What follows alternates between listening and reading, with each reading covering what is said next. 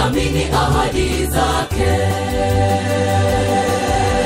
Atatenda kwa wakati kama alivyomtendea Sara, akiwa na miaka 90 akapata mtoto.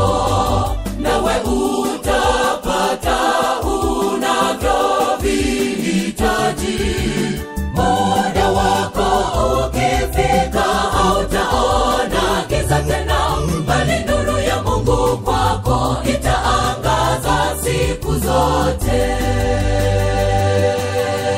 Atatenda kwa wakati kama alivyomtendea Sara, akiwa na miaka 90 akapata mtoto. Nawe utapata unavyovihitaji.